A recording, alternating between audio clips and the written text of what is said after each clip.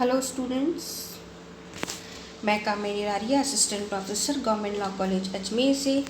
आज फिर मैं आपको एलएलबी थर्ड ईयर के paper 3.6 principle of taxation law के बारे में बताऊंगी।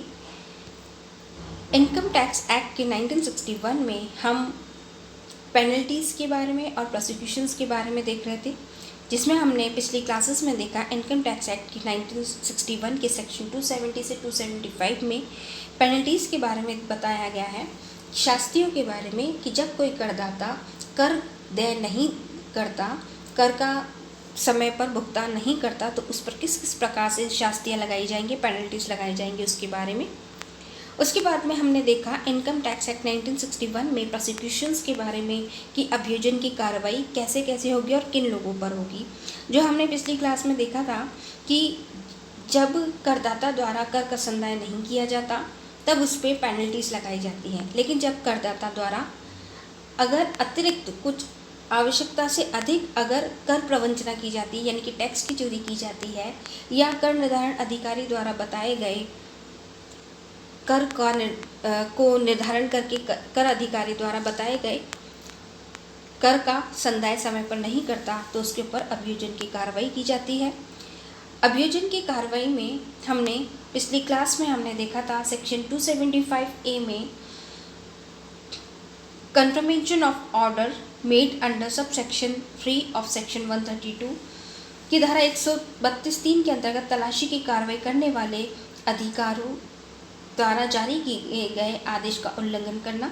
सेक्शन 276 में हमने देखा रिमूवल, कंसाइनमेंट, ट्रांसफ़र और delivery of property through out tax recovery के बारे में कि कर वसूली को निष्प्रभावी बनाने हेतु संपत्ति को हटाना, छिपाना, हस्तांतरित करना या सुपुर्दगी देना। सेक्शन 276A में failure to comply with the provisions of section 1 and 3 of section 178 के बारे में। फिर हमने सेक्शन 276AB के बारे में देखा था failure to comply with the provisions of section 269UC, 269UE and 269UL के बारे में। फिर हमने देखा section 276B failure to pay tax to the credit and central government के बारे में। फिर हमने आगे बात की थी section 276C wilful attempt to evade tax etcetera के बारे में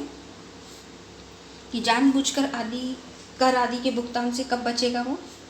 फिर हमने देखा 276CC failure to furnish return of income के बारे में, आय की विवरणी जब वो प्रस्तुत नहीं करता है, करने में त्रुटि करता है, गलती करता है, तब क्या रहेगा, तब उस पर किस तरह का अभियोजन की कार्रवाई चलाई जाएगी, जिसमें हमने अपवाद भी देखे थे। फिर हमने देखा सेक्शन 276D में failure to procedure accounts and documents, लेखा पुस्तकों या फिर अन्य कोई डॉक्यूमेंट्स प्रलेखों को प्रस्तुत करने में त्रुटि करना या गलती करने के बारे में। फिर हमने देखा सेक्शन 277 में false statement in verification etcetera के बारे में, सत्यापन में झूठा बयान देना आदि के बारे में। सेक्शन 278 में हमने देखा अबेटमेंट टू फॉल्स रिटर्न के बारे में कि झूठी घोषणा देने या आय का झूठा विवरण प्रस्तुत करने के लिए किसी व्यक्ति को अगर वो प्रेरित करता है, तो उसमें किस तरह का उसमें अभियोजन की कार्रवाई इस पर चलाई जाएगी। फिर हमने देखा सेक्शन 278A में punishment for second and subsequent offences के बारे में, पुनः अपराध करना कि एक बार अगर किसी व्यक्ति ने अपराध कर दिया है और उसको अगर एक बार सज़ा हो गई है, तो फिर वो पुनः अगर अपराध करता है तो उस पर किस तरह के अभियोजन की कार्रवाई चलाई जाएगी, उसके बारे में। इसके बाद आज की क्लास में हम देखेंगे सेक्शन 270AA में punishment not to be imposed in certain cases, कुछ मामलों में सजा ना देना। यानी कि इससे पहले के जितने भी सारे सेक्शन हैं उसमें हमने देखा कि कोई अगर करदाता इन धाराओं के अंतर्गत इस तरह का अपराध करता है तो उस पर अभियोजन की कार्रवाई चलाई जाएगी। लेकिन यहाँ पे सेक्शन 278AA उस स्थिति के बारे में बता रही है कि कुछ ऐसे मामले जिसमें सजा ही नहीं होती। तो यहाँ यदि कोई करदाता ये सिद्ध कर दे कि त्रुटि के लिए उचित कारण था, यानी कि जो भी उसने गलती कर दी है आय की विवरणी भरने में या देरी करने में, या कुछ ऐसा जो कि नॉर्म्स के खिलाफ हो गया था, उसको करने के लिए उसके पास उचित कारण था, तो 276A, 276AB तथा 276B के अंतर्गत उसे कोई सज़ा नहीं दी जाएगी। यानी कि जो अभी हमने धाराएं पढ़ी हैं उसके अकॉर्डिंग जो भी उस पर किसी तरह का प्रोसिक्यूशन की कार्रवाई चलती है वो प्रोसिक्यूशन की कार्रवाई में उसको सज़ा नहीं दी जाएगी। आगे हम बात कर रहे हैं सेक्शन 280 की, डिस्क्लोजर ऑफ पर्टिकुलर्स बाय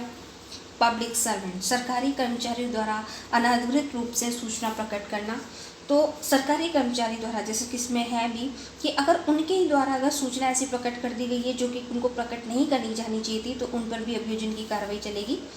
या यदि कोई सरकारी कर्मचारी सेक्शन 138 सब क्लॉज 2 की व्यवस्थाओं का उल्लंघन करके किसी भी व्यक्ति को कोई सूचना प्रकट करता है तो वह 6 महीने तक के कारावास और जुर्माना, जो साधारण या कठोर कोई भी हो सकता है, का भागी होगा। इस धारा के अंतर्गत कोई भी अभियोग केंद्रीय सरकार की पूर्वानुमति लेकर ही चलाया जाएगा। यानी कि जैसे कि ये सेक्शन 280 सरकारी कर्मचारियों के लिए ही बात कर रही है, तो अगर सरकारी कर्मचारी के ऊपर इस तरह का कोई आरोप है तो जब तक कि हम सेंट्रल गवर्नमेंट से इस बात के लिए परमिशन ना ले लें, उस पर किसी भी तरह की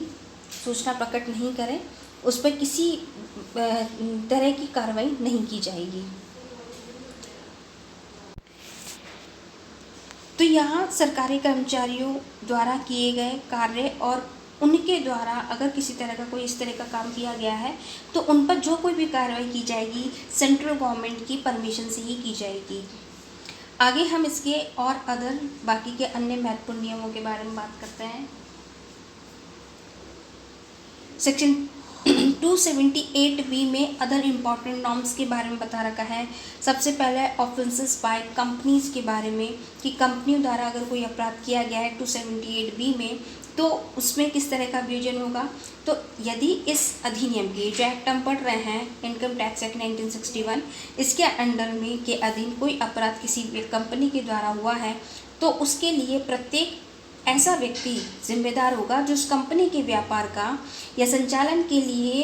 इंचार्ज या जिम्मेदार जो है, जो भी वो काम कर रहा था उसके लिए, तो कंपनी द्वारा हुए अपराध के लिए ऐसे व्यक्ति पर कार्रवाई की जाएगी और उसे दंडित किया जाएगा। किंतु यदि ऐसा व्यक्ति ये सिद्ध कर दे कि उसे उक्त अपराध की कोई जानकारी ही नहीं थी अथवा उसने उक्त अपराध को रोकने का पूरा प्रयास किया था तो वो दंड का भागी नहीं होगा। यहाँ पे ये सेक्शन 278B कंपनियों द्वारा अपराध के बारे में बता रही है, तो साथ में वो प्राकृतिक न्याय के सिद्धांतों का पालन करने के बारे में बात करती है। फिर ये आगे ये भी बोल रहा है कि यदि कंपनी के द्वारा हुए किसी अपराध के संबंध में ये सिद्ध हो जाए कि ऐसा अपराध उस कंपनी के किसी भी संचालक, प्रबंधक, व्यवस्थापक, सचिव या अन्य किसी अधिकारी की सहमति से या मिलीभगत से हुआ है तो ऐसे व्यक्ति को उक्त अपराध के लिए जिम्मेदार माना जाएगा और वो ऐसे अपराध के लिए दंड का भागी होगा। यानी कि प्राकृतिक न्याय के सिद्धांतों में यहाँ पे इस बात का विशेष ध्यान रखा गया है कि किसी भी कंपनी को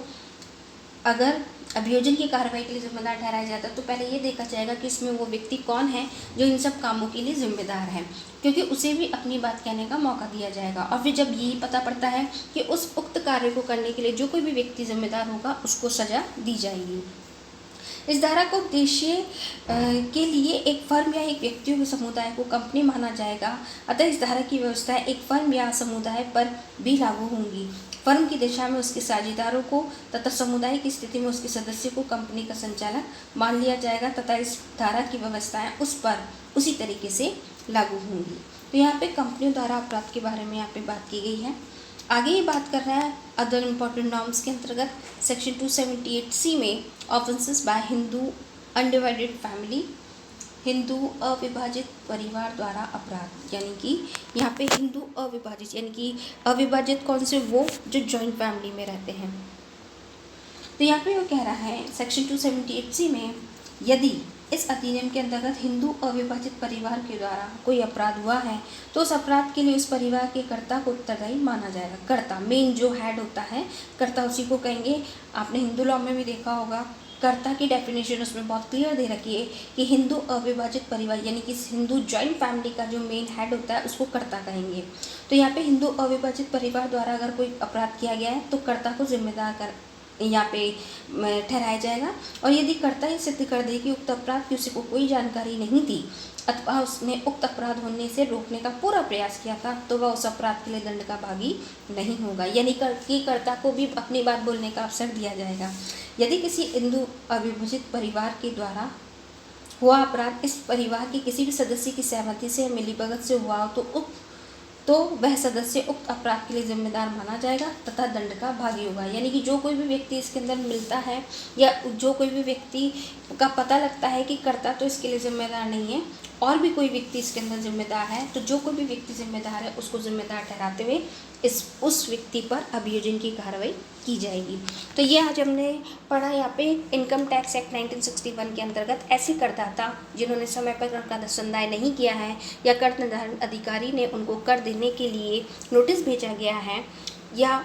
किसी तरह का उन्होंने अधिनियम के उपबंधों का पालन नहीं किया है, तो उन पर पेनल्टीज़ और प्रोसिक्यूशन की कार्रवाई की जाती है। पेनल्टीज़ की कार्रवाई में उनको कुछ पे करना होता है, जबकि प्रोसिक्यूशन की कार्रवाई में उन पर पूरी तरीके से अभियोजन की कार्रवाई चलाकर उनको दंड दिया जाता है। हमारा ये एक्ट इनकम टैक्स एक्ट के बारे में जो हमने बात की है, ये पेनल्टीज़ और प्रोसिक्यूशन का आज का ये लेक्चर यहीं ख़त्म होता है। Thank you students.